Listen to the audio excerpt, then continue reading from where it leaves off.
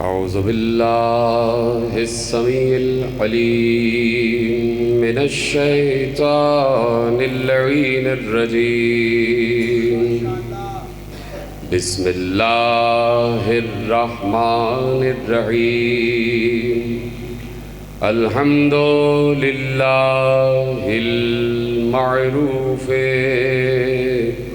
मिन गैरि रुयतिन वल खालिक़े मिन गैरि रवियतिन अल्लज़ी लम यज़ल क़ाइमन दाइमन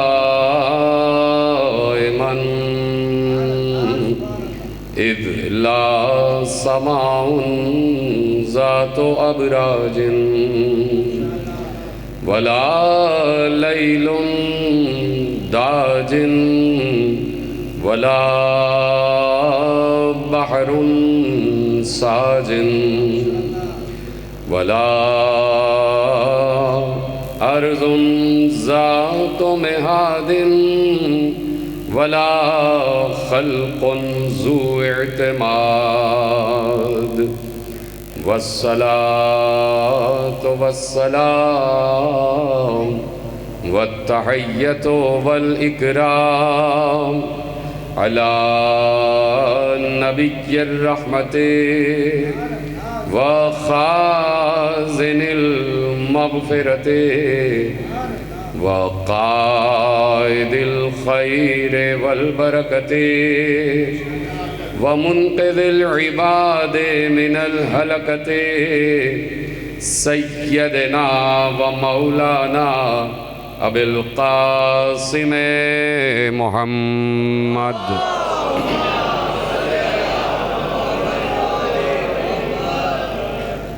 व अहले बैतिहि तय्यबीन अत्ताहिरीन अल मासूमीन अल मज़लूमीन अल मुंतखबीन अल मुंतजबीन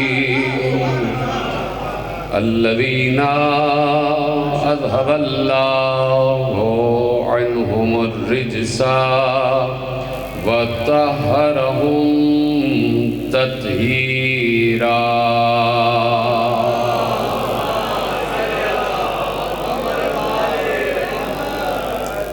अम्मा बाद फ़क़द क़ाल अल्लाहु सुब्हानहु व तआला फ़ी मुहकम किताबिहिल मजीद व फ़ुरक़ानिहिल हमीद व क़ौलुहुल हक़्क़। बिस्मिल्लाहिर रहमानिर रहीम। यारिफूना निअमतल्लाहि सुम्मा युनकिरूनहा व अक्सरुहुमुल काफ़िरून। सलवात पढ़े मोहम्मद व आले मोहम्मद।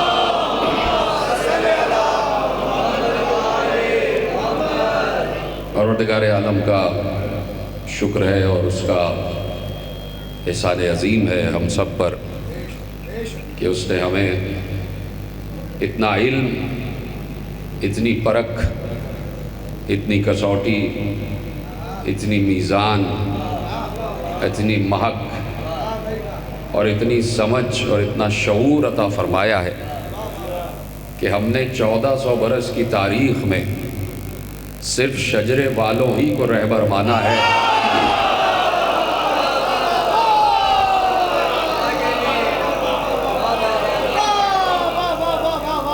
और हमने कभी किसी ऐसे को ना इमाम तस्लीम किया ना रहबर तस्लीम किया कि जिसके मुताल्लिक़ हमें ज़रा सा भी शक हो कि कभी उसने ज़िंदगी का कोई लम्हा ऐसा गुजारा है कि वो किसी और के सामने झुकता रहा।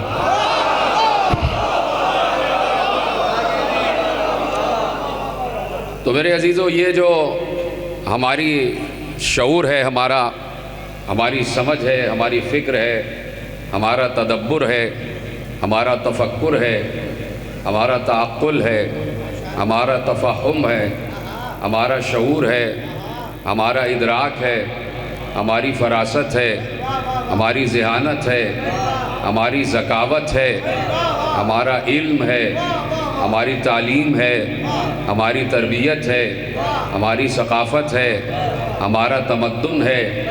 इन तमाम सिफ़तों को हम उस वक्त तक ये जितने भी मैंने आपके सामने सिफ़ात गिनवाई हैं, हम इनको उस वक्त तक काबिल शुक्र नहीं जानते जब तक हम नेमत ग़दीर का शुक्रिया अदा ना करते।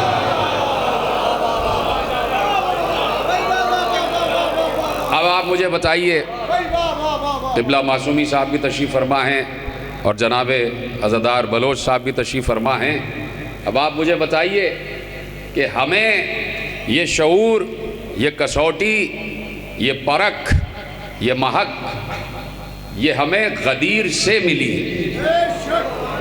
ये पैगंबर ने हमें ग़दीर से अता फरमाया, इसलिए कि पैगंबर खुद अपने दौर में खुद मौला थे।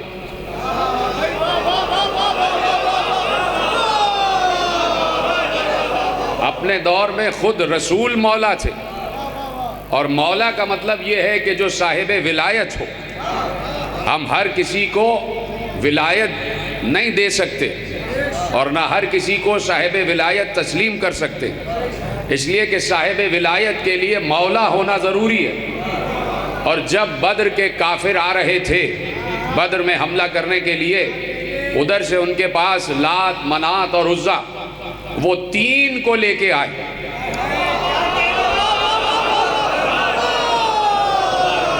वहाँ से वो लात, मनात, उज़्ज़ा को लेके आए और बढ़ बढ़ कर कह रहे थे कि हमारे पास तो लात है, मनात है, उज़्ज़ा है, तुम्हारे पास क्या है? मुसलमानों से कह रहे थे कि हमारे पास लात है, मनात है, उज़्ज़ा है, तुम्हारे पास क्या है? तो पैगंबर ने कहा यहाँ से उनको जवाब दो। तमाम असहाब पैगंबर को देख रहे थे, 313 सहाबी कि जिन्होंने पैगंबर का साथ दिया और अव्वलीन मार्के में हिस्सा लिया। इसीलिए हम कहते हैं कि भाई सहाबा का एहतराम है और हम सहाबा से मोहब्बत भी करते हैं। हाँ, उस वक्त तक कि जब तक रसूल सहाबा से मोहब्बत करें।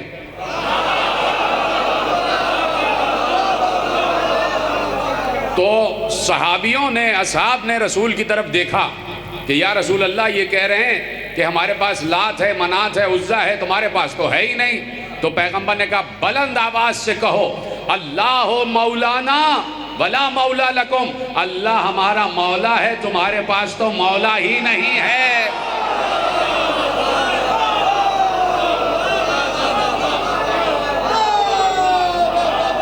अल्लाह हमारा मौला है।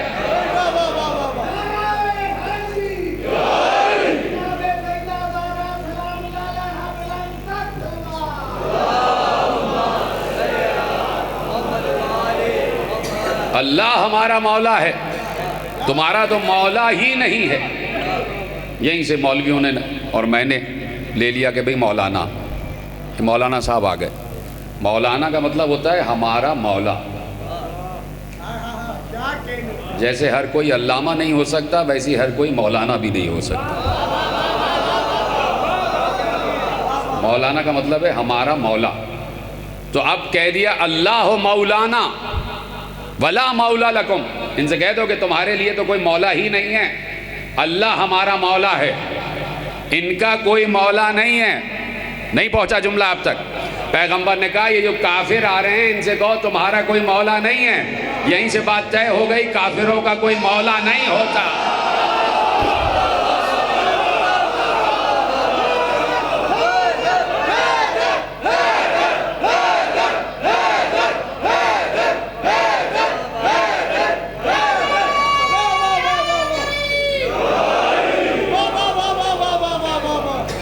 काफिरों का कोई मौला नहीं होता। तो देखिए मौलाइयत का आगाज बद्र से हो गया। पैगंबर ने लफ्ज़ मौला को इंट्रोड्यूस करवाया बद्र में, यानी इस्लाम की पहली लड़ाई, और पैगंबर ने लफ्ज़ मौला इंट्रोड्यूस करा दिया। यानी पहले मौला का तारुफ हुआ बद्र में, और वो पहला मौला कौन है? अल्लाह। जीते रहे अगर मेरी बात यहीं तक पहुंच गई। बहुत मुख्तसर बात है, लेकिन मैं चाहता हूं कि जहां तक बात पहुंच जाए तो मुझे बताते जाएं। बद्र में लफ्ज़ मौला इंट्रोड्यूस हुआ, और वो क्या है? वो पहला मौला। और वो पहला मौला कौन है? अल्लाह। तो अल्लाह है सबसे पहला मौला, अल्लाह है सबसे पहला मौला। और वहीं से मौलाइयत के लफ्ज़ का और मौलाइयत के सिस्टम का और मौलाइयत के निज़ाम का आगाज़ हो गया कि जहां अल्लाह के रसूल ने बद्र में पहले मौला का तारुफ करा दिया कि अल्लाह है हमारा मौला, अल्लाह है हमारा मौला। तो बद्र से लेके और आखिर तक 23 बरस सब यही समझते रहे कि अल्लाह ही मौला है, अल्लाह ही मौला है, अल्लाह ही मौला है। एक बार गदीर आई तो पैगंबर ने कहा मन कुन्तु मौला हो फहादा अलीयुन मौला।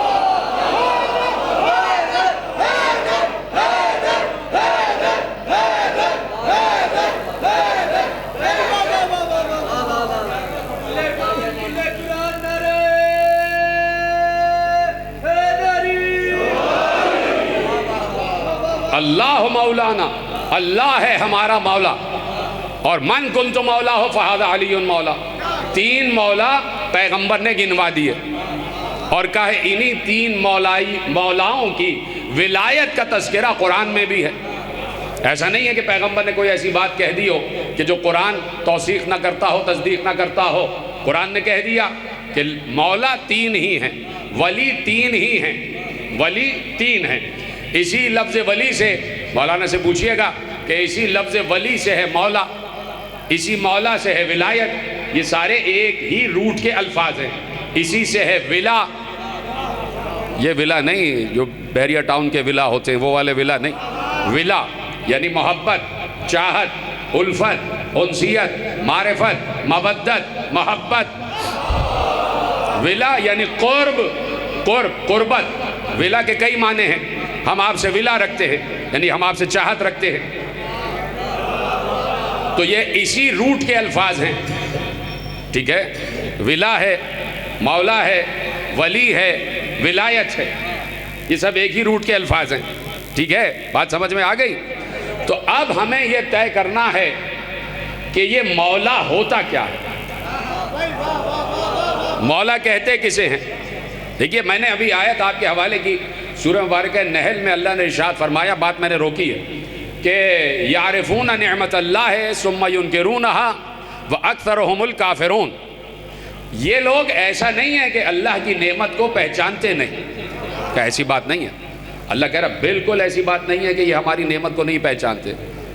हमारी नेमत, अल्लाह की नेमत, सिर्फ ये नहीं है कि अल्लाह ने कहा कि ये नेमत को पहचानते हैं, अल्लाह की नेमत। जी तरह सलामत रहें आप। यारिफूना निअमत अल्लाह, ये अल्लाह की नेमत को अच्छे तरीके से पहचानते हैं। इसलिए कि ये नहीं है कि ये अल्लाह की नेमत को जानते हैं, नहीं, इरफान रखते हैं, मारिफत रखते हैं। यारिफून, यारिफून की मंजिल पर है, मारिफत की मंजिल पर है, यानी जैसी वो नेमत है उसे वैसा पहचानते हैं। ऐसा भी नहीं है कि ये पहचानते नहीं, पहचानते हैं, लेकिन पहचानने के बाद मुनकिर हो रहे हैं। और अल्लाह कह रहा है कि अगर देखना चाहो कि मुआशरे में अक्सरियत किसकी है तो हम तुम्हें बताते हैं, गिनना नहीं, गिनती नहीं करना, शुमारियात नहीं करना, मर्दमशुमारी नहीं करना कि अक्सरियत में कौन है। अल्लाह ने कहा हम तुम्हें बगैर गिने बता देते हैं कि अक्सरियत काफिरों की है। ओहो, कोई है समझने वाला? अल्लाह ने कहा अक्सरियत काफिरों की है। अल्लाह की निगाह में अक्सरियत काफिरों की है और मुल्ला की निगाह में अकलियत काफिरों की है। भाई हज़रतदार साहब, इब्ला मासूमी साहब, देखिए मुल्ला की निगाह में अकलियत काफिरों की है। भाई आप और मैं अकलियत में हैं या नहीं? तो अली के चाहने वालों को, अज़ादारी करने वालों को, मातम मजलिस करने वालों को कुछ लोग हैं जो काफिर कहते हैं। तो हम हैं उम्मत की निगाह में अकलियत में और काफिर भी हैं। और अल्लाह कह रहा है अकलियत काफिरों की नहीं है, अक्सरियत काफिरों की है। या तो ये तय कर लो कि काफिर कौन है, या ये मानो कि हम अक्सरियत में हैं।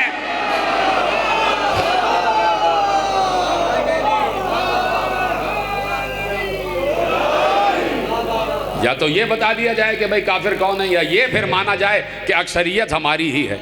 इसलिए कि अगर हम काफिर हैं तो अल्लाह ने कहा है अक्सरुहुमुल काफिरून, अक्सरियत है काफिरों की, अक्सरियत काफिरों की है। अब चीज़ है नेमत, चीज़ है नेमत। अल्लाह ने जिसका जिक्र किया है कि यारिफून नेमत अल्लाह, और अल्लाह ने इस नेमत का कई तरीक़े से तारुफ कराया, इस नेमत का। और मैं अशरे उला में कई मरतबा ये तारुफ करा चुका, तो दोहराने की ज़रूरत नहीं है कि ये नेमत नेमत हवा भी नहीं है, नेमत आब भी नहीं है, ये नेमत ग़िज़ा भी नहीं है, ये नेमत ऐसी नेमतें नहीं हैं। ये नेमत है नेमत गदीर, जिसे अल्लाह ने बड़ी आसानी से, मैंने कहा तो आपने भी आसानी से सुना, नेमत अल्लाह का मतलब है नेमत गदीर, गदीर वाली नेमत। और गदीर वाली नेमत उसका सबसे किलीदी नुक्ता है मौलाइयत, और मौलाइयत के लिए मौला होना ज़रूरी है। और मौला का अल्लाह ने तारुफ कराया और कई तरीके से तारुफ कराया।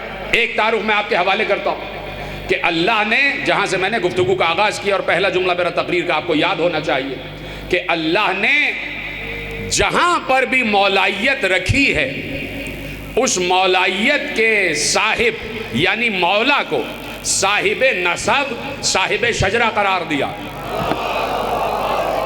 जीते रहें, सलामत रहें। साहिब नसब और साहिब शजरा करार दिया। और इसलिए अल्लाह ने जहाँ कुरान में दो किस्म के इमामों का तस्करा किया है कि दो किस्म के इमाम हैं, एक इमाम जन्नत है, एक इमाम जहन्नम है। इस पर भी पूरी तकरीर कर चुका, दोहराऊंगा नहीं। एक वो इमाम है कि जो जन्नत की तरफ बुलाता है, एक वो इमाम है कि जो जहन्नम की तरफ बुलाता है। हैं दोनों इमाम, दोनों जगह सूरह क़सस, सूरह अंबिया में अल्लाह ने दोनों को इमाम ही कहा। वजअलनाहुम अइम्मतन यहदूना बिअम्रिना, और इन्हीं में कुछ इमाम ऐसे करार दिए गए हैं जो हमारे अम्र से हिदायत करते हैं।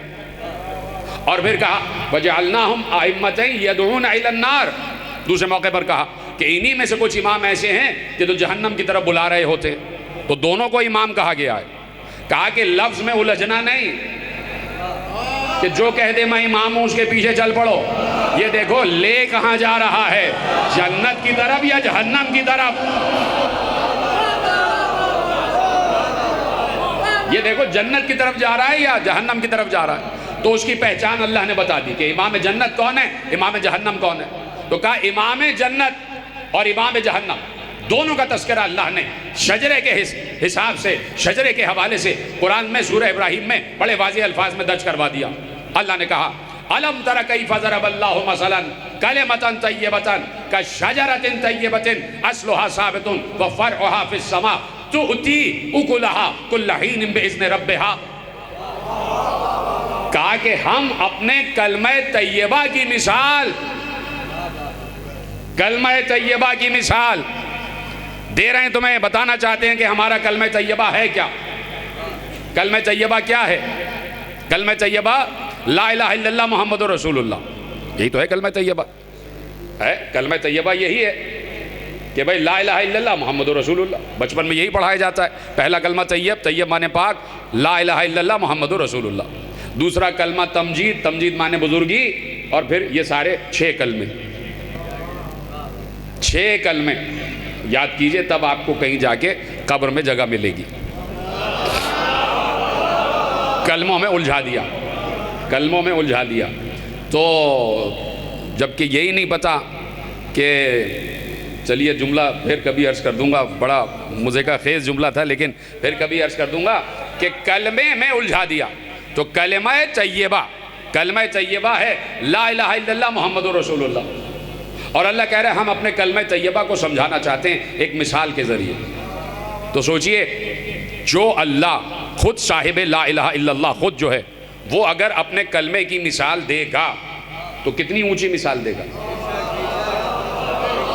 मैंने अभी लाहौर में मोची दरवाज़े में तकरीर करते एक मिसाल दी, और वो मैं आपके हवाले करता हूँ कि भाई मैं कहीं बहुत किसी अच्छे इलाके में गया जहाँ मैंने खूबसूरत बाग देखा, बड़ा महकता हुआ, बड़ा लहकता हुआ, बड़ी मखमली घास सब्ज़ रंग की, और किस्म किस्म के फूल खिले हुए, और उसमें परिंदे चहचहा रहे हैं, उर्वाई चल रही है, हल्की हल्की फुहार पड़ रही है। और बड़ी मखमली घास है, बड़ा अच्छा मौसम है, बहुत खूबसूरत बाग है। आपने वो देखा नहीं, मैं देख के आ गया। तो आप कहेंगे भाई वो कैसा है? तो मैं कहूँगा भाई इतना खूबसूरत बाग, इतना खूबसूरत बाग मैंने देखा, तुम समझो कि जैसे मैंने कोई रेड़ी देख ली, ठेला देख लिया। आप कहेंगे भाई क्या देख के आ गए? जो खूबसूरत बाग है उसकी मिसाल भी तो कोई आला ही होनी चाहिए। मैं खूबसूरत बाग देख के आया, भाई उसकी मिसाल क्या है? जैसे रक्षा, ये तो मिसाल नहीं होगी ना भाई। जो बुलंद तरीन शय है उसकी मिसाल भी बुलंद तरीन होगी, उसकी मिसाल भी बुलंद तरीन होगी। ला इलाहा इल्लल्लाह मुहम्मदुर रसूलुल्लाह से बढ़कर कोई कलेमा नहीं, तो उसकी मिसाल क्या देगा अल्लाह? कितनी बड़ी मिसाल होगी। अल्लाह ने कहा ला इलाहा इल्लल्लाह मुहम्मदुर रसूलुल्लाह की मिसाल ऐसी है जैसे पाक शजरा, जैसे पाक शजरा। बात आगे बढ़ रही है। तो अब तलाश करो कि पाक शजरा क्या है, तलाश करो कि पाक शजरा क्या है। कलिमतन तय्यबतन का शजरतिन तय्यबतिन, जैसे एक पाक दरख्त का, हमारे कलमे तय्यबा की मिसाल ये है जैसे एक पाक दरख्त, और उस दरख्त की जड़ें ज़मीन में मजबूत हैं और उसकी शाखें आसमान तक गई हुई हैं। का सिर्फ पाक शजर ही है कि जिसके उसूल भी और जिसके फुरू भी बड़े मजबूत हैं। इसी उसूल से असलहा है, इसी फुरू से फरोहा है, इसी उसूल से उसूल दीन है, इसी फुरू से फुरूए दीन है। तो अल्लाह कह रहा है उसी की नमाज और रोज़ा हम तक पहुँचेगा जिसके उसूल दीन मजबूत होंगे। उसी के फुरूआत हम तक पहुँचेंगे। पहले उसूल तो मजबूत करो। घबरा गए आप, परेशान हो गए भाई। पहले उसूल दीन मजबूत करो, तब जाके नमाज रोज़ा हज ज़कात खुम जिहाद विलायत बरात अम्र बिल मारूफ नही अनिल मुनकर अल्लाह तक पहुँचेगा। उसूल ही मजबूत नहीं है तो कैसी नमाजें? उसूल दीन ही मजबूत नहीं है तो कैसे रोज़े? उसूल दीन ही मजबूत नहीं है तो ये माथे पे गट्टे का निशान। उसूल मजबूत हो, अस्लुहा साबितुन व फरुहा फिस समा। इस दरख्त की जड़ें जमीन में मजबूत हैं और इसकी शाखें आसमान तक गई हुई हैं। का ये पाक शजर ऐसा है जो उसूल में शामिल है और जिसके उसूल मजबूत, उसी के फुरूआत आसमान तक यानी अल्लाह तक पहुंचते हैं। तो पहले उसूल तो मजबूत हो जाएं, पहले उसूल तो मजबूत हो जाए। अब जुमला बहुत अहम तरीन कहने जा रहा हूँ। और हमारे यहाँ की एक किताब है मिसबाहुल मुतहज्जद, सारी दुआओं की किताब है, उसमें दुआएं ही दुआएं हैं, बड़ी ज़बरदस्त किताब है। उस किताब को 10 अबवाब में तकसीम किया अल्लामा हिल्ली ने, और 10 अबवाब में तकसीम करने के बाद उन्होंने 11वां बाब कायम किया। 11वां बाब अपनी तरफ से, 11वां चैप्टर अपनी तरफ से कायम किया। पढ़ूँ या आगे बढ़ जाऊँ? ठीक है, नहीं तो अज़रदार बलोच ने तो आपको खासा पुर कर दिया। माशाल्लाह बड़ी अच्छी तकरीर की आपने, खुदा सलामत रखे आपको। तवज्जो है आपकी कि भाई उन्होंने 11वां बाब कायम किया। 11वां बाब क्या है? उस बाब को कहते हैं बाब हादी अशर, यानी अरबी में 11 को हादी अशर कहते हैं। तो 11वां बाब कायम किया। मेरी तरफ देखेंगे तो मैं बात आगे करूँगा, इसलिए कि बहुत अहम तरीन बात है। अगर बात ज़ाया हो गई तो फिर सारी तकरीर ज़ाया हो जाएगी। मेरी तरफ देखते रहिएगा। 11वां चैप्टर कायम किया और उसे कहते हैं बाब हादी अशर।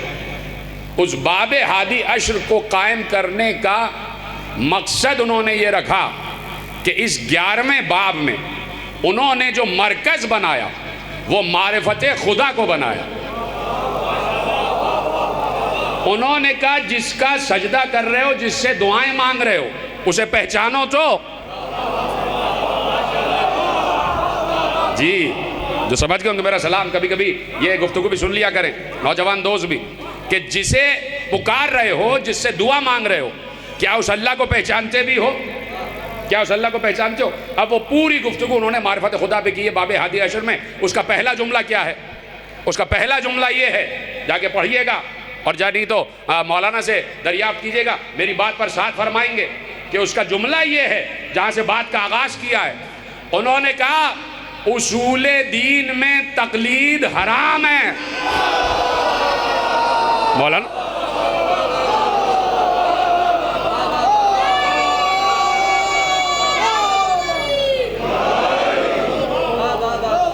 उसूल दीन में तकलीद, ये नहीं कहा कि जायज़ नहीं है, हराम है।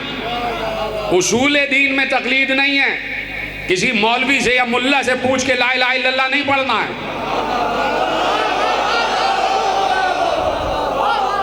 किसी मौलवी मुल्ला से पूछ के मोहम्मद रसूलुल्लाह नहीं, किसी मौलवी से नहीं पूछा जाएगा आप बताएं कि अल्लाह आदिल है तो हम उसे आदिल मानेंगे।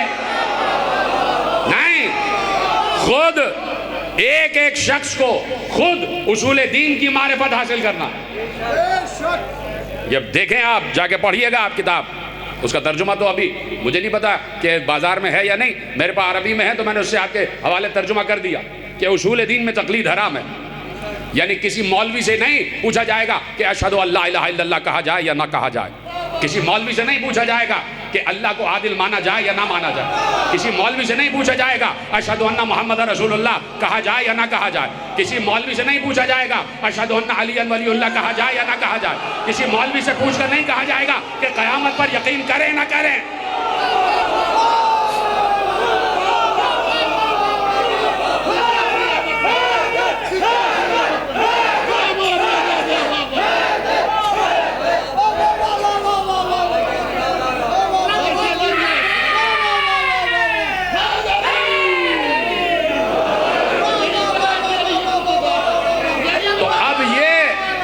ये जो मुल्ला पिछले साल पीछे पड़े रहे कि भाई इनकी अजानों से नामे अली हटाओ,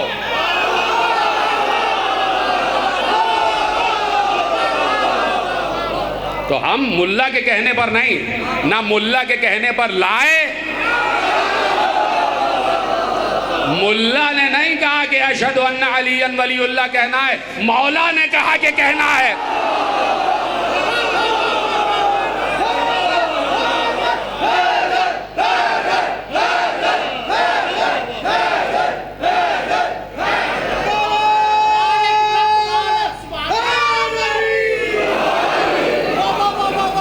जो फरमाई ना आपने, तो अब मारिफते खुदा सब पर वाजिब है। जो भी बालिग हो गया, मुकल्लफ हो गया, ये नहीं है कि बच्चा 14 साल का हुआ तो अब बस वो जो देख रहा है बस वही है। नहीं, उसे खुद उसे तशवीश और तफ्तीश और फौज करना है कि मेरा अल्लाह कैसा है, मेरा माबूद कैसा है। किताबें भरी पड़ी हैं, तर्जुमे भी हो चुके हैं। अगर तर्जुमा नहीं है तुम्हारे पास तो अरबी सीखो। खुदा ने कहा है हमने इस कुरान को अरबी जबान में नाजिल ही इसलिए किया ताकि तुम समझ सको। तो क्या अल्लाह को उस वक्त नहीं पता था कि उर्दू बोलने वाले भी होंगे, पंजाबी बोलने वाले भी होंगे? वो कहता है हमारी जबान सीखो, हमारी जबान सीखो, जिस जबान में हमने कुरान नाजिल किया है, कमा हक़ हो उसकी मारिफत तो हासिल करो। तो अब तौहीद, आदिल, नबूवत, इमामत, क़यामत ये खुद समझना है। अब जिसका तौहीद ही मजबूत ना हो वो लाख सजदा करता रहे।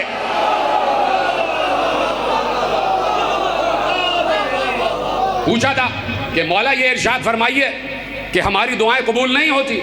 माशरे में बहुत से लोग सवाल करते हैं हमसे कि हमारी दुआएं कबूल नहीं होती, तो मौला इसका सबब क्या है, इसकी वजह क्या है? तो मौला ने कहा लिअन्नकुम तदऊना मन ला तुअरिफून, इसलिए कि तुम उसको पुकारते हो जिसे पहचानते ही नहीं। तुम उससे दुआ मांग रहे हो, उसे पुकार रहे हो। दुआ का मतलब पुकारना है। उसे पुकार रहे हो जिसे पहचानते ही नहीं। तो मुल्ला को अल्लाह की अलिफ नहीं मालूम, तो भाई जिसे अल्लाह की अलिफ मालूम होगी वही बे के नुक्ते तक पहुंचेगा। और जुमला पलट लो, जो बे के नुक्ते को जानता है वही अलिफ अल्लाह को जानता है।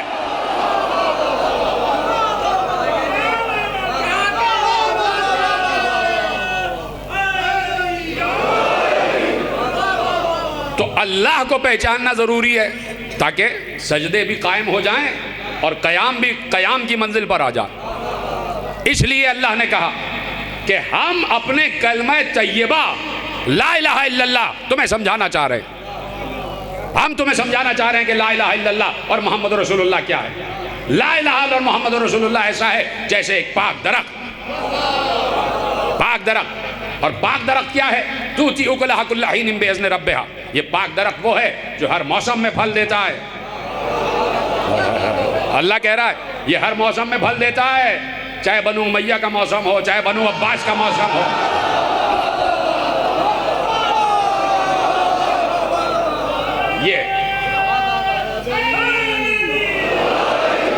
ये पाक दरख्त हर मौसम में फल देता है और इसकी निशानी ये है कि ये ज़मीन में मजबूत है, इसकी जड़ें ज़मीन के अंदर तक गई हुई हैं और इसकी शाखें आसमान तक हैं। फरहा फिस समा, आसमान तक इसकी शाखें गई हुई हैं। दिखाओ कोई दरख्त, भाई ये कोई ऐसा दरख्त थोड़ी है जो लकड़ी का कहीं निकला हुआ है। ऐसा कोई दरख्त दिखाओ कि जिसकी शाखें आसमान तक गई हुई हों। वो सिवाय एक ही कि जिसे शजरे तैयबा कहा जाता है, जिसे वो शजरे तैयबा वो है जो शजरे तैयबा है। शजरे तैयबा यानी पाक दरख्त, उसी से शजरा निकला है, फैमिली ट्री आप बनाते हैं। तो अब शजरे तैयबा है जिसकी जड़ें ज़मीन में मजबूत हैं, जिसकी शाखें आसमान तक गई हुई हैं। लेकिन अल्लाह कहता है कि अब हम तुम्हें समझाते हैं कि इसके मुकाबले पे एक और शजरा भी है।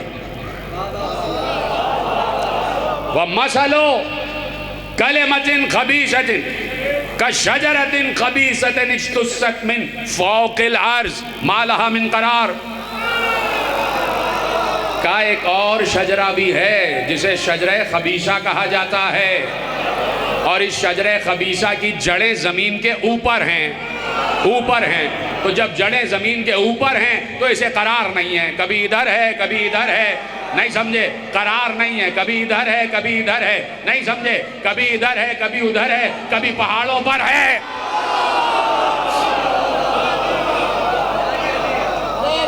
जहां करार नहीं,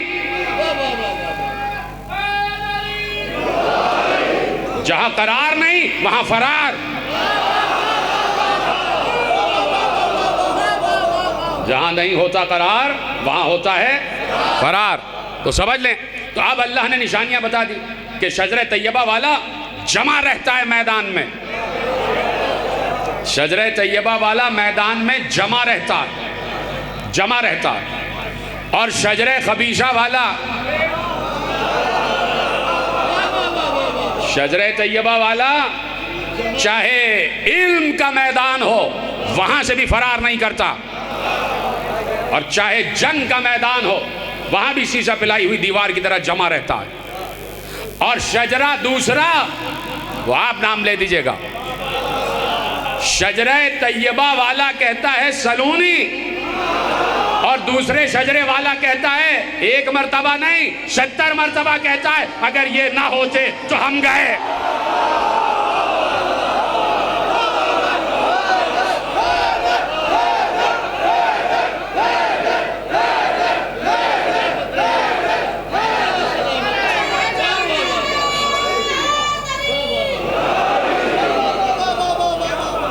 तो इसे करार है और वहां करार नहीं, इसी शजरे तैयबा को अल्लाह ने अपने कुरान में नेमतुल्लाह के नाम से भी याद किया।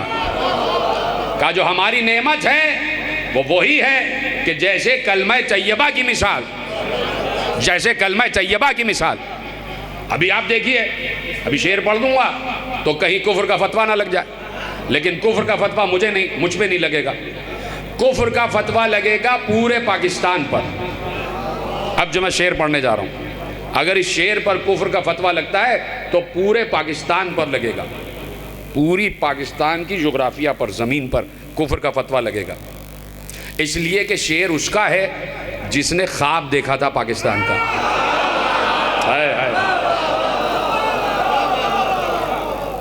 वो कहते हैं अली को पहचानो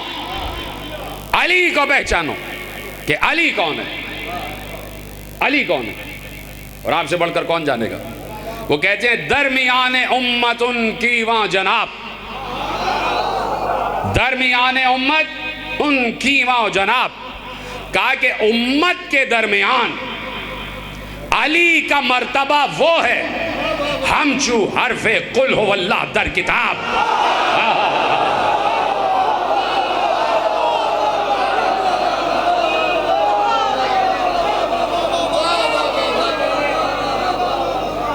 दरमियान उम्मत उनकी माँ जनाब हम चू हरफे कुल हो अल्लाह दर किताब।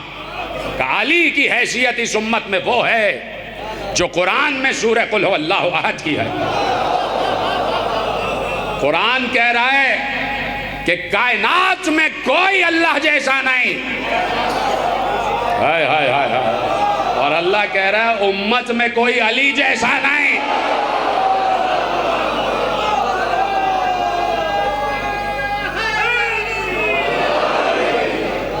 दरमियान उम्मत उनकी माँ जनाब हमचू हरफे कुल हो अल्लाह दर किताब।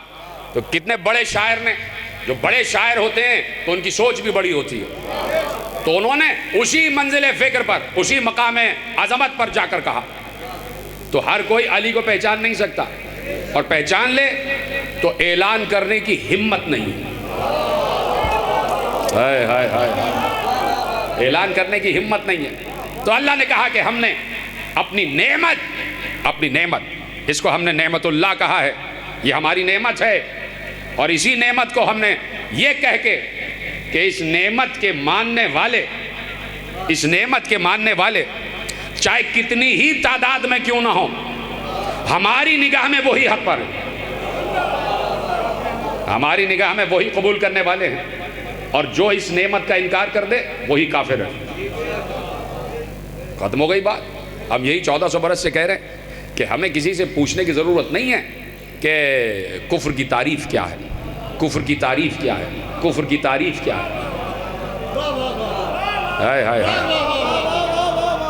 अच्छा, मैं आपको एक जुमला सुनाता हूँ कि मुझे याद आ गया, मैंने पिछले कहीं शायद अभी इन्हीं दिनों में कहीं मैंने अर्ज़ किया था कि एक तो कुफ्र और एक शिर्क, बड़ा इसमें मसला क्रिएट किया जाता है। भाई शिर्क ये है, ये भी शिर्क, ये भी शिर्क, ये भी शिर्क, ये भी शिर्क, ये भी शिर्क, ये भी शिर्क, ये भी शिर्क, ये भी शिर्क,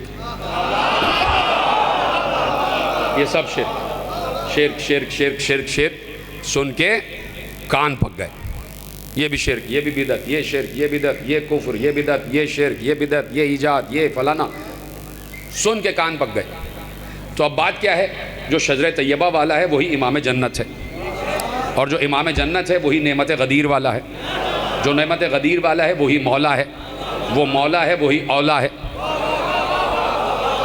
तो जो औला होगा उससे हम पूछेंगे कि तुम बताओ कि शिर्क की तारीफ़ क्या है। मुल्ला से नहीं, मौला से पूछेंगे कि मौला आप बताइए शिर्क की तारीफ़ क्या है। तो जब आप जाते हैं अमीरुल मोमिनीन के हरम में, ज़ियारत कर ली, 3-4 दिन रहे, अब वापस आने लगे, तो ज़ियारत विदाए अमीरुल मोमिनीन, ज़ियारत विदाए अमीरुल मोमिनीन, उसका एक टुकड़ा आपके हवाले करता हूँ कि जब ज़ियारत विदाए अमीरुल मोमिनीन पढ़ी जाती है तो उसमें अमीरुल मोमिनीन के रोज़े की तरफ इशारा करके तमाम आले मोहम्मद के फ़ज़ाइल पढ़े जाते हैं कि आप ऐसे हैं, आप ऐसे हैं, आप अल्लाह के वली हैं, आप सब अल्लाह की हुज्जत हैं, आप सब अल्लाह के बराहीन हैं, आप सब अल्लाह की दलीलें हैं, आप सब अल्लाह के आईन हैं, आप सब अल्लाह की आयात हैं, आप सब अल्लाह को पहचान वाले हैं, आप सब अल्लाह के तौहीद की दलीलें। ये करते करते करते करते बात ये आती है कि जो आपसे लड़े वो मुशरिक है।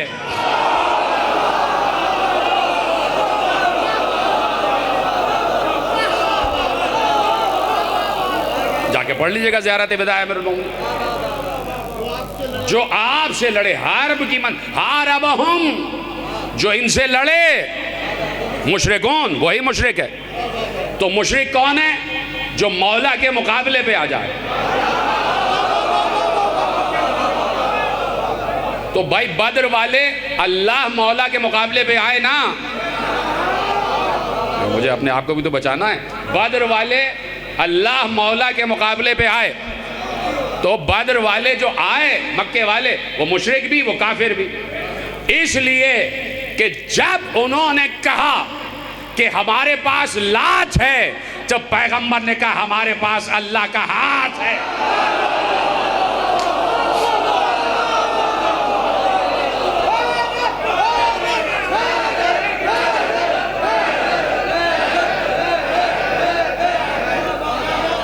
खत्म हो रही है बात।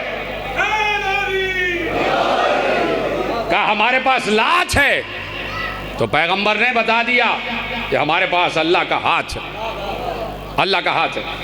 वहां से लात, मनात, उज्जा, हुबुल कौन कौन से आ गए। और यहां एक मौला, मुझे देखते रहे भाई, मुझे देखते रहे। कोई मसला है तो बता दीजिए जी। ठीक है, हमारे पास एक मौला जिसे अल्लाह कहते, तुम कितनों को ही ले आओ।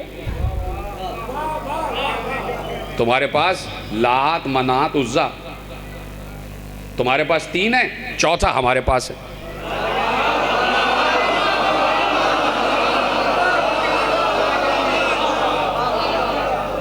जो है ना आपकी, तो कह दिया कि भाई हमारे पास मौला है, मौला। और मैंने जहां से बात मोड़ी थी वहीं वापस आ गई कि ये रूट के अल्फाज हैं। सिर्फ एक लफ्ज़ आपके हवाले करना है कि लफ्ज़ मौला को तो पहचानो। और मैंने इसीलिए अल्लामा हिल्ली का जुमला आपके हवाले कर दिया, उसूल दीन में तकलीद हराम है। मैं कह रहा हूँ मेरी बात भी नहीं मानना, अगर समझ में आ जाए तो तहकीक करना। खुद एक एक आदमी को अक्ल दी किस लिए है? धोखा देने के लिए लोगों को। इंसान को अक्ल इसलिए दी है कि 1 रुपए का सौदा 100 रुपए में बेचे। इंसान को अक्ल इसलिए दी है कि दूसरों के खिलाफ झूठ बके। अक्ल इसलिए दी है कि इस अक्ल से जन्नत कमाई जाए। माँ उबिदा बिहिर रहमान वक्तों से बबिहिल जिनान। अक्ल वो है कि जिससे अल्लाह की, रहमान की इबादत की जाए और जन्नत कमाई जाए। ये है अक्ल का काम। इधर उधर के मामलात में अक्ल को सर्फ ना करो, अल्लाह के मामलात में करोगे वो खुद ब खुद कहता है कि तुम कम अज़ कम, मेरे मौला ने कहा, कम अज़ कम परिंदे ही से क़नाअत सीख लो कि वो एक ही दिन का रिस्क जमा करता है। अगले दिन उसे अल्लाह पे यकीन है, जिसने आज दिया है वो कल भी देगा। बहरहाल ये तो कहने की बातें रह गई, ये तो कहने की बातें रह गई हैं बस। कोई इस पर अमल नहीं करता, कोई नहीं करता अमल। ये कहने की बातें रह गई, लेकिन कहीं जाएंगी। इसलिए बताना ज़रूरी है कि जिसने कहा उसने अमल करके दिखाया। अली ने कल के लिए कभी कुछ जमा नहीं किया। जब तक बैतुल माल पे झाड़ू नहीं फेर देते थे उस वक्त तक उठते नहीं थे। और फिर अली ने कहा, जब आखिरी खुतबा दे रहे थे तो खुद कहा अली ने 4.5 साल के बाद, कहा सुनो, उम्मत को मुखातिब करके कहा, अपनी कौम को मुखातिब करके कहा, अहले कूफा अहले मदीने को मुखातिब करके कहा, सुनो, गवाह रहना, जब तक मैं बादशाह रहा, हाकिम रहा, खलीफा रहा, जो कहो, जब तक मैं खलीफा रहा मैंने ईंट पर ईंट नहीं रखी।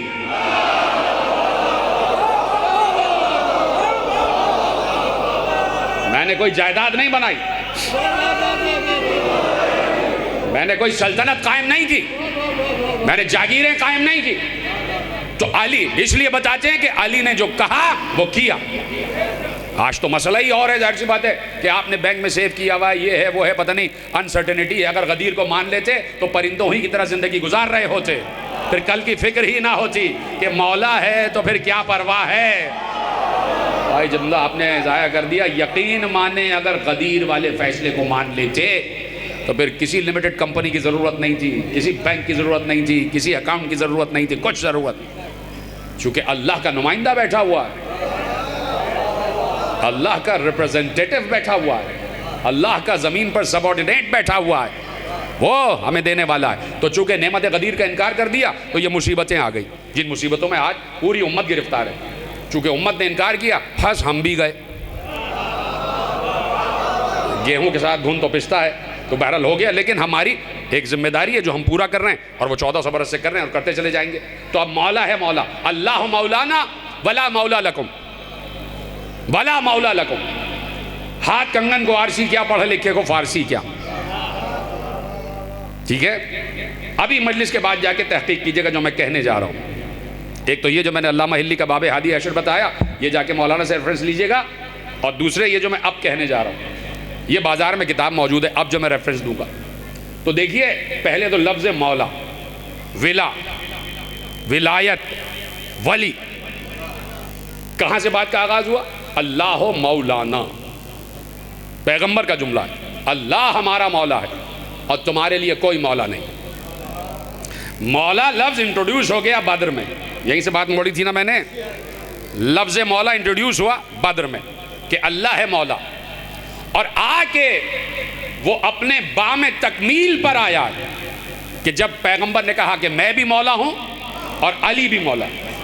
ठीक है, अब लफ्ज़ मौला, जो मौला होगा वही वली होगा और उसी के पास विलायत होगी, वही साहिब विलायत होगा। वही वली होगा। और वली के जितने माने आप निकाल लें उससे हमें गरज नहीं है। हमें वली के माने वही चाहिए कि जिन मानों में रसूल वली है, जिन मानों में अल्लाह वली है, जिन मानों में रसूल वली है, उन्हीं मानों में अली वली है। ये बचपन से आप सुन रहे हैं, इसको दोहराऊंगा नहीं, इसलिए कि पीछे आप सुन चुके कि भाई वली के 22 माने, मौला के 22 माने, मौला के 22 माने, मौला के 22 माने कहते रहते हैं ना भाई। आपने सुना हुआ भी है कि मौला के एक माने चचाजाद भाई के भी हैं, मौला के एक माने दोस्त के भी हैं, मौला के एक माने गुलाम के भी हैं। ये 25-30 माने निकाल लिए। तो एक बहुत बड़े शायर ने कहा कि भाई बात यह है कि हमें इससे कोई गरज नहीं कि मौला के क्या माने हैं, मैं तो सिर्फ ये जानता हूँ कि जिन मानों में रसूल मौला है उन्हीं मानों में अली मौला, जिन मानों में रसूल मौला है उन्हीं मानों में अली मौला। अगर रसूल को गुलाम समझते हो, नाउज़ुबिल्लाह, देख रहे हैं आप, अगर रसूल को दोस्त समझते हो तो भाई अली भी दोस्त है। तो जब सारे दोस्त थे तो इतने सारे दोस्तों में सिर्फ एक अली की दोस्ती का ऐलान क्यों किया?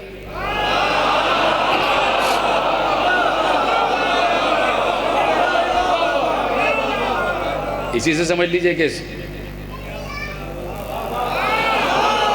समझ गए ना आप।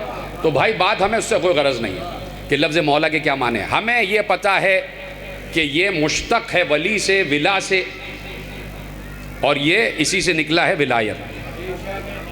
तवज्जो है, तैयार हैं सुनने के लिए? सब तैयार हैं? अब मेरी तरफ देखिएगा, इधर उधर गए तो बस गई नमाज, इधर उधर देखा तो गए, मुझे देखते रहिएगा। मैंने बता दिया ये सारे रूट के अल्फाज हैं। अब मैंने तफ्तीश और तशवीश की कि भाई ये विलायत है क्या, इस विलायत के माने क्या है। तो मेरे मकतब के तो हर आलिम ने लिख दिए हैं जुमले, मैं अपने मकतब के उलमा की बात ही नहीं कर रहा। ये तो लोग कहेंगे कि जानिबदारी हो गई, अपनी बातें कर रहे हैं आप मिंबर पे। मैं कर रहा हूँ बात इमाम मोहम्मद इब्ने इस्माइल बुखारी साहब से गुफ्तगू की मैंने, उनसे बातचीत हुई, उनसे रब्ता हुआ इंटरनेट पर। ओहो, कैसे देख रहे हैं आप? उनसे रब्ता हुआ और उनसे बातें हुई तो उन्होंने कहा कि भाई मेरी किताब है सही बुखारी। हमने कहा भाई आपकी किताब है सही बुखारी, और वो तो इतनी अहम है कि बादे किताबुल बारी सही अल बुखारी, अल्लाह की किताब के बाद अगर कोई किताब है तो वो है सही बुखारी। ये लिखा हुआ उसके टाइटल पे। हमने कहा बिल्कुल बुखारी साहब आपने सही कहा, आपकी किताब है सही अल बुखारी। तो हमने तो आपसे पूछा है कि लफ्ज़ विलायत का मतलब क्या है, आप कह रहे हैं सही बुखारी। कह रहे नहीं सुनो, अभी मैं बता रहा हूँ सुनो। हमने कहा जी इरशाद फरमाइए। तो वो कहने लगे कि सही बुखारी की जिल्द 2 में मैंने एक बाब कायम किया है। हमने कहा अच्छा, जल्दी से हमने खोला, अच्छा कौन सा बाब है? कहा बाब तफसीर। हमने कहा अच्छा भाई बाब तफसीर खोल लिया।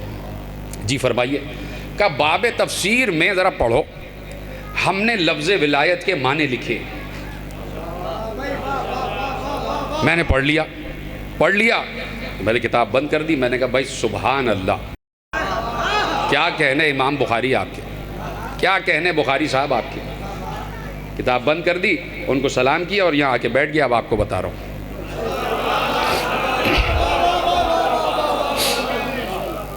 अब मैं आपको बताता हूँ कि मैंने क्या पढ़ा, इजाज़त है? बुखारी साहब ने लिखा, बुखारी साहब में भी फ़र्क है, कुछ बुखारी कैसे होते हैं, कुछ बुखारी कैसे होते हैं। तो बुखारी साहब ने लिखा कि भाई लफ्ज़ विलायत, तवज्जो है, हाँ बिल्कुल, मुझे पिन ड्रॉप साइलेंस इस जुमले पर चाहिए और उसके बाद ऐसा शोर चाहिए कि धमाका भी हो जाए तो आवाज़ ना आए। अभी इतनी खामोशी चाहिए कि सुई भी गिर जाए तो आवाज़ आ जाए, और जब नतीजा दूं तो इतनी आवाज़ हो कि बाहर कुछ भी होता रहे हमें आवाज़ ना आए। तैयार हैं सुनने के लिए? तो उन्होंने लिखा, और जो मैंने आपको बता रहा हूँ कि मैंने पढ़ा, उन्होंने कहा भाई लफ्ज़ विलायत 2 तरीक़े से लिखा जाता है। एक वाव के ऊपर ज़बर, एक वाव के नीचे ज़ेर। जब वाव के ऊपर ज़बर आएगा तो वो है वलायत, और जब वाव के नीचे ज़ेर आएगा तो वो है विलायत।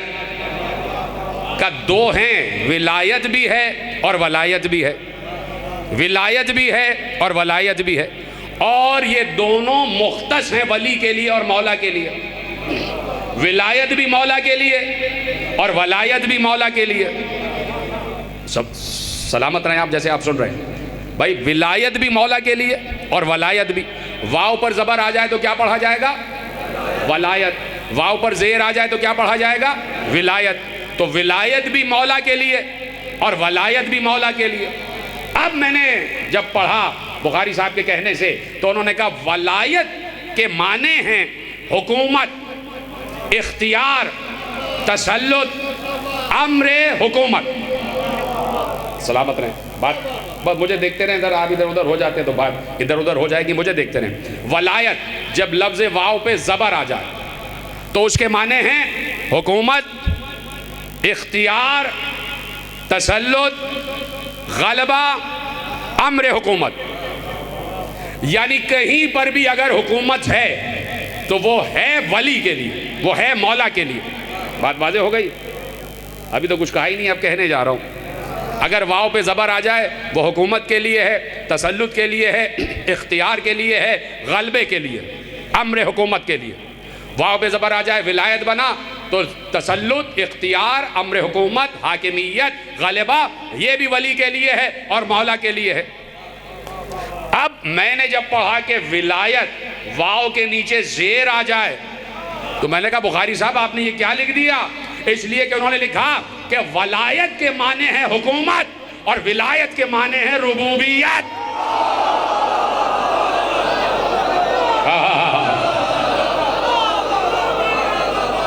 जी तरह सलामत रहें आप, जैसे आपने जुमला महफूज किया।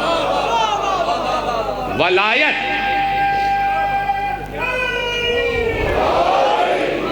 वलायत के माने हैं तसल्लुत, गलबा, हुकूमत, और विलायत के माने हैं रुबूबियत। अब समझ में आया जो पैगंबर ने कहा था अल्लाह मौलाना, अल्लाह हमारा मौला है, यानी अल्लाह हमें पाल रहा है, अल्लाह हमारा रब है। और पैगंबर ने कहा जिसका मैं मौला उसका अली मौला।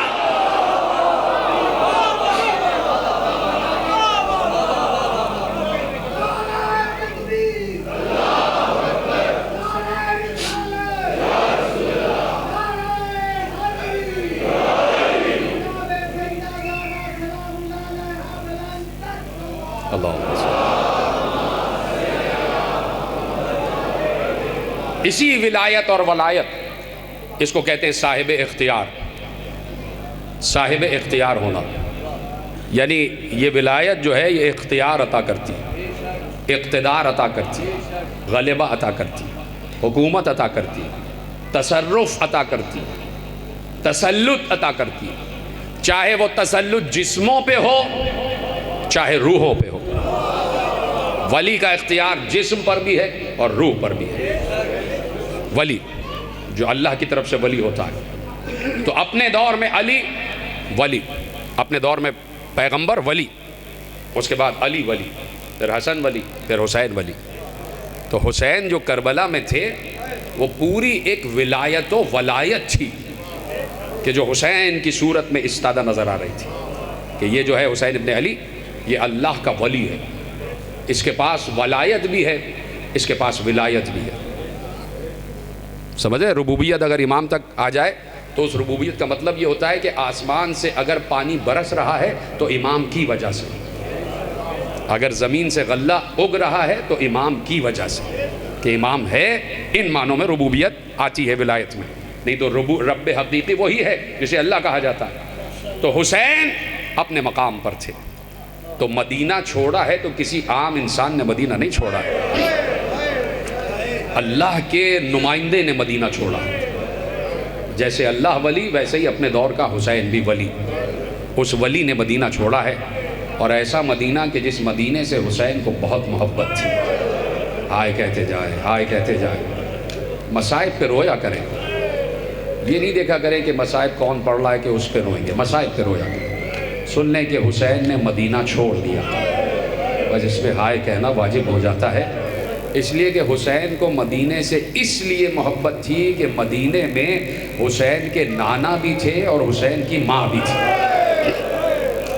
मदीने में हुसैन के नाना की कब्र भी थी, हुसैन की मादर गरामी की कब्र भी थी। जन्नतुल बकी भी थी। हुसैन नाना की कब्र पर सलाम करते और रोज़ सलाम करते, अस्सलामु अलैका या अबता, है मेरे बाबा आप पर सलाम, या अबी, है मेरे बाप आप पर सलाम। और उसके बाद जाते माँ की कब्र पर जाते, अम्मा बेटा आ गया। तो मेरे अजीज़ों, अक्सर ये होता कि जब हुसैन माँ की कब्र पर जाते, सुनेंगे जुमला, जब हुसैन मस्जिद नबवी से आ जाते, मस्जिद में फरीज़ा नमाज़ें अदा करते थे और मुस्तहब्बात घर में अदा करते थे। यही अली का भी तरीक़ा था, यही इमाम हसन और इमाम हुसैन का तरीक़ा भी था।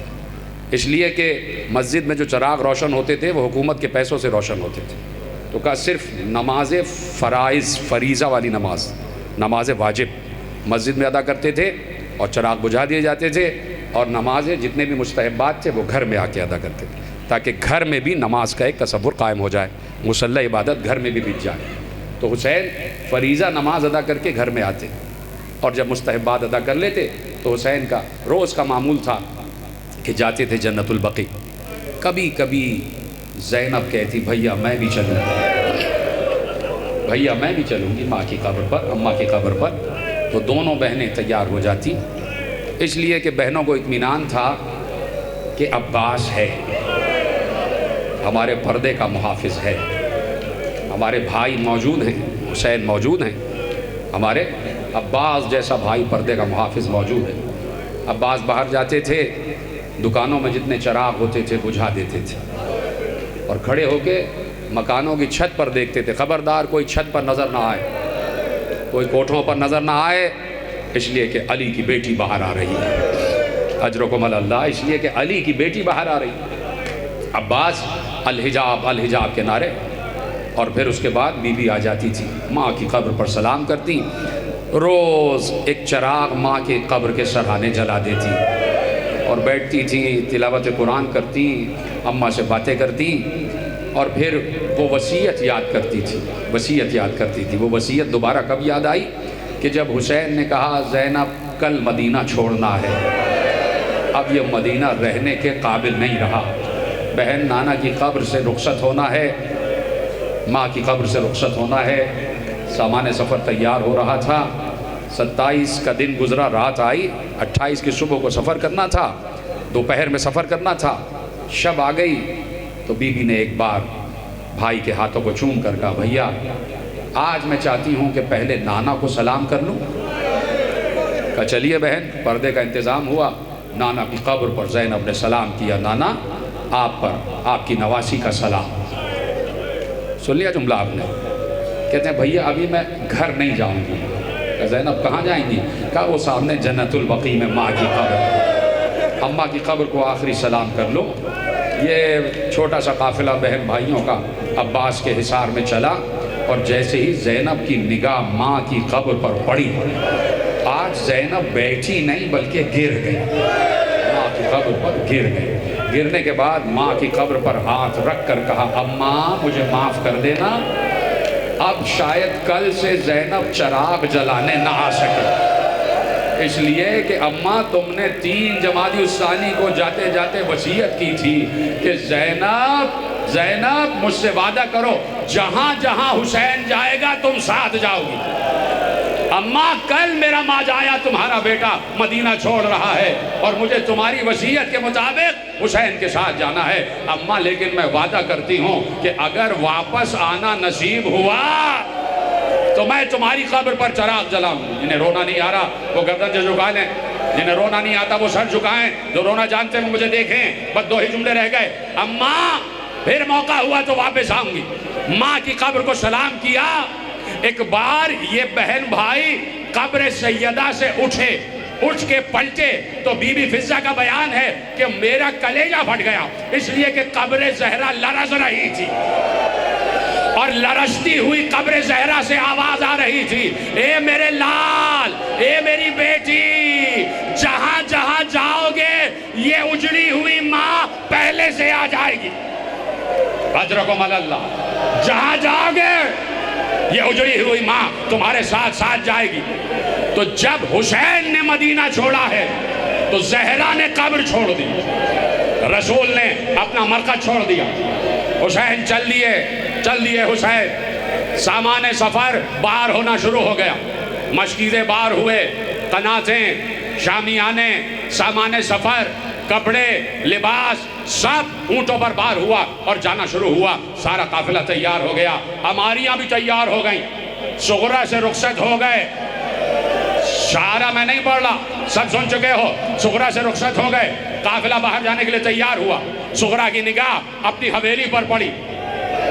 ये अली अकबर का हुजरा, ये औन मोहम्मद के हुजरे, ये कासिम का हुजरा, वो चचा अब्बास का हुजरा, वो मेरे बाबा हुसैन का हुजरा, सारे हुजरे खाली। एक बार सुगरा ने कहा, नानी उम्मे सलमा जरा मुझे बिस्तर से उठाइए और मेरा हाथ पकड़ के मुझे दरवाजे पे लाके खड़े कर दे, जहां से मैं देखूं कि मेरे बाबा का काफिला गुजर रहा है। सुगरा दरवाजे पे खड़ी हो गई, असा का सहारा लिए हुए। नानी उम्मे सलमा ने सहारा लिया हुआ है। दरवाजे का पर्दा हट गया। एक बार नाके जा रहे थे, ऊंट जा रहे थे, सुगरा को बताती जा रही थी, सुगरा ये शामियानों वाले नाके हैं, सुगरा ये पानी वाले नाके हैं, सुगरा ये लिबासों वाले नाके हैं। सब नाके चले गए। एक बार अमारियां आना शुरू हुई, उन पर पर्दे पड़े हुए थे, उन अमारियों में कजावे थे, इसलिए पर्दे पड़े थे कि अभी अब्बास के बाजू सलामत हैं, अभी अब्बास है, इसलिए अमारियों पर पर्दे हैं, बीबियों के सरों पर चादरें हैं। एक एक अमारी जांची गई। सुगरा पूछती गई, नानी ये किसकी अमारी जा रही है? कहा ये तुम्हारी फूफी ज़ैनब की अमारी। सुगरा ने कहा, बीबी फूफी ज़ैनब आप पर सुगरा का सलाम। कहा ये किसकी हमारी? कहा ये उम्मे कुलसूम की हमारी। सुगरा ने वहीं से सलाम किया, ए फूफी कुलसूम आप पर सुगरा का सलाम। ये किसकी हमारी जा रही है? कहा ये उम्मे रबाब की हमारी जा रही है। एक बार सुगरा तड़प गई, कहा कि सिर्फ उम्मे रबाब नहीं, छोटे से अली असगर तुम पर भी सुगरा का सलाम। सबको अलविदा कह दिया, सबको अलविदा कह दिया। अब घोड़े जाना शुरू हुए, घोड़ों पर सवारियां जाना शुरू हुई। एक घोड़ा आगे बढ़ा, कहा नानी ये किसका घोड़ा है, ये किसकी सवारी है? कहा ये तुम्हारे भाई कासिम जा रहा है, तुम्हारा भैया कासिम जा रहा है। सुगरा ने कहा भैया कासिम अलविदा। क्या सुन रहे हो? तुम्हारी आवाजें बुलंद हो जाए। भैया कासिम अलविदा अलफिरा। कहा दो घोड़े जा रहे थे। कहा फूफी नानी इन पर कौन सवार है? कहा औन और मोहम्मद। एक बार सुगरा ने वहीं से कहा, भाई औन भैया मोहम्मद तुम पर सुगरा का आखिरी सलाम, तुम पर सुगरा का सलाम। एक एक नाका जाता गया, एक नाका, एक घोड़ा आगे बढ़ा। कहा इस पर कौन सवार है? कहा इस पर तुम्हारा चचा अब्बास सवार है। सुगरा ने कहा चचा अब्बास आपसे शिकायत तो है, लेकिन जाइए, खुदा हाफिज। अब एक और घोड़ा आया। कहा ये किसका घोड़ा है? सुगरा तड़प गई, इसलिए कि घोड़े पर हुसैन सवार थे। सुगरा का बाबा सवार था। जो गुफ्तगू हुई वो छोड़ लाऊं, हुसैन भी आगे बढ़ गए। अब जो घोड़ा आगे बढ़ा, सुगरा ने कहा नानी इस पर कौन सवार है? कहा इस पर तुम्हारा भैया अली अकबर सवार है। जैसे ही सुगरा ने सुना, एक बार हाथ से असा फेंक कर कहा भैया कुछ देर रुक जाओ, भैया मेरे पास आ जाओ। अली अकबर घोड़े से उतरे, दौड़ते हुए आए, सुगरा के सीने से लग गए। कहा भैया वादा करो जहां काफिला रुकेगा आकर लेने आओगे, और ए भैया अगर सुगरा मर जाए तो मेरी कब्र पर आना, मेरी भाभी को लेकर आना।